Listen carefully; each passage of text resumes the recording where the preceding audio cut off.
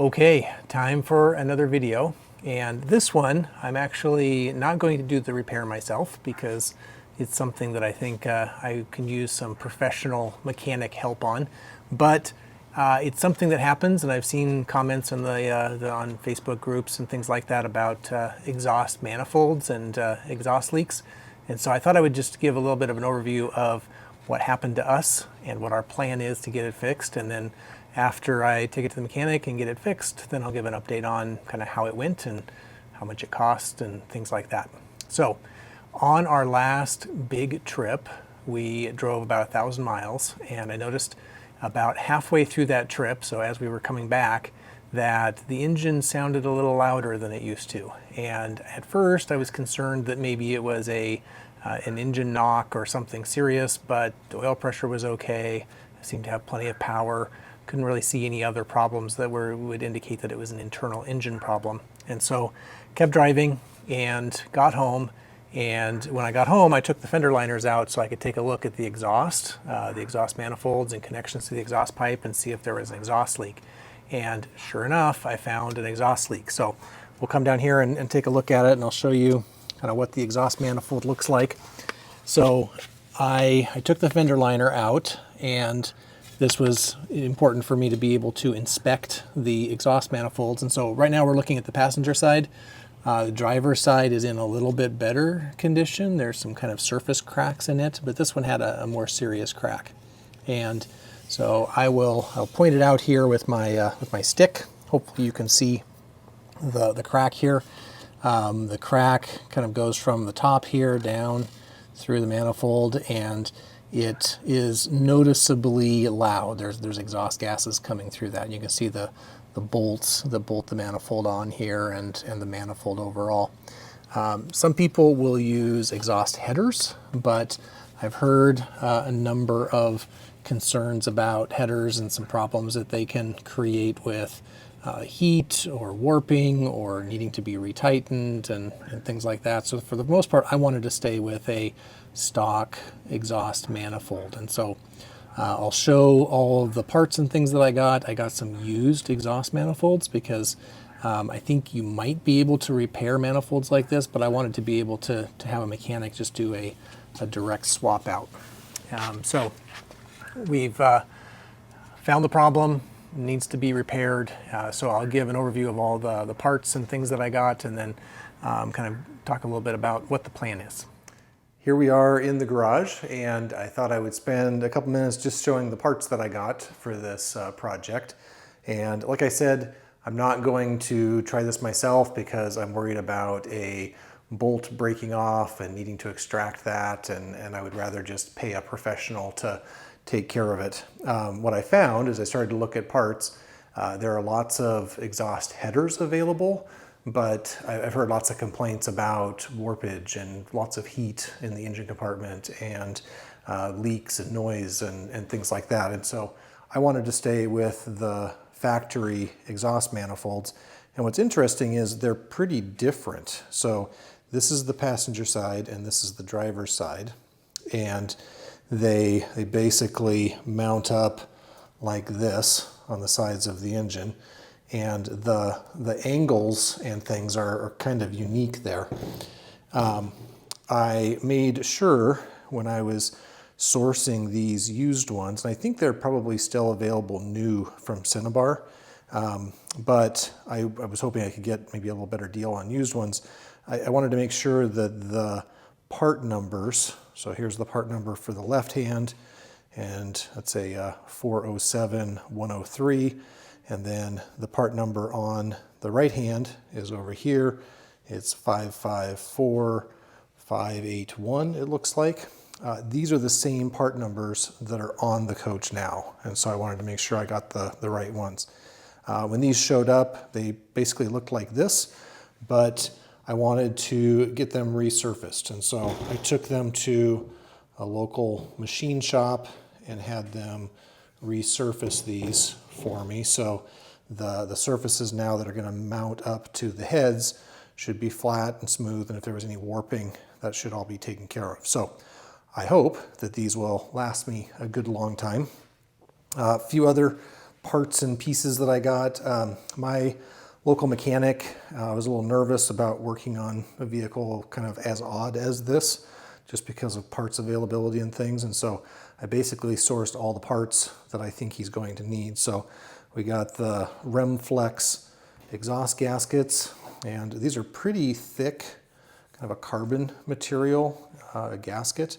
I got these from Applied GMC, so I'll put links to the various parts that I got in the description of the video. I noticed that the original parts list showed these bolt locking mechanisms. So when you put the bolts in, you basically bend up the tabs here to prevent them from backing out. These are not the original ones. I couldn't find a way to get the original ones, but Applied has these aftermarket ones that instead of having 2 bolts and 2 bolts, have all 5. And so we'll see if we can get those installed. I got new exhaust donut gaskets. So these go right at the connection to the exhaust pipe. I also got new bolts because I'm going to go through all the work to do this. I figured replacing the bolts and the springs and everything are good. I don't know if those springs lose tension over time because of the heat, but the bolts very likely are rusted and probably best not to replace them. And then for the manifold bolts themselves, I got these kits. These meet the specifications that the parts book listed for exhaust manifold bolts, although it says a little earlier big block Chevy engine, and it has bolts that have the built-in kind of flange washer, and then also ones without the flange and the washer. It appears the ones on there now have a flange. I think that's the original style. So I got 2 sets of these to have enough bolts to replace all the exhaust manifold bolts. So I think those are going to be all the parts that my mechanic needs, and I hope that when I drop this off with him, he'll be able to just easily get all the old rusty bolts out, replace the manifolds, and get it back to me without too much trouble. If there is trouble, at least I don't have to deal with it myself. So that's the plan, and I'll do another update here once it's all done. All right, so we got the coach back from the repair shop, and it was successful. No broken exhaust manifold bolts. My mechanic that worked on this said that it looks like the gasket on these manifolds had been replaced at some point in the past. And it looks kind of like the same type of gasket that I got as a replacement. So not really any problems getting the bolts out, which was great. I think my several rounds of penetrating oil on them beforehand also helped. But the repair's all done, so I wanted to show some of the cracks in these manifolds and talk a little bit about the cost of the repair. And then at the very end, we'll show a couple pictures of what the manifolds look like with the, no cracks in them. Not very exciting because they were used, so it looks, kind of like it did beforehand, just minus cracks. But let's talk about these manifolds. So these are the 2 that we replaced, and this one is the driver's side, and this one I don't think was really leaking, but you can see a pretty significant crack in this. I don't see a lot of soot or anything on the outside, but definitely starting to crack and fail. There's also another crack over here, kind of a smaller one. So yeah, pretty concerning. Definitely glad I replaced both of them. This is not the one that was really having the biggest problem. So here is the passenger side, and you can see this crack in the back here where it goes, most of the way around this part of the manifold, and you can see it cracking up toward the front. So this is the one I was hearing. This was making quite a bit of noise and what I initially noticed. So some people have said that these can be repaired. So I'll probably put them on the Facebook groups and see if anybody wants cracked manifolds. I don't think I have any use for them. Hopefully the new ones I have installed will last for a long time. But pretty much done with those.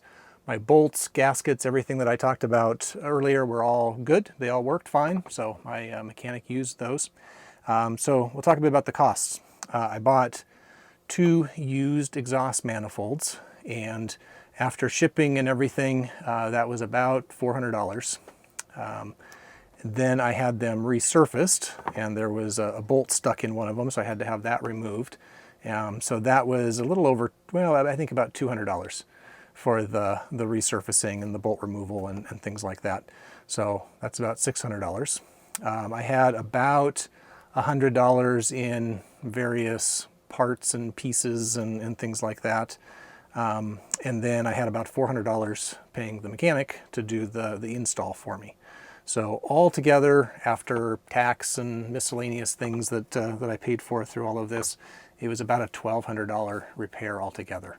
So kind of a lot of money, it seems, for a couple of exhaust manifolds, but hopefully I won't have any problems with these for a long time, and hopefully my engine lasts for a long time too. But overall, I'm pretty happy with the results. It sounds much better. I shouldn't have any problems with these for a long time. All right, and this is the passenger side, and this is the side that had the more serious crack originally, and I think everything looks pretty good in there now. And this is the driver's side. This is the one that had the kind of surface cracks on the outside, but the new one looks good in place there.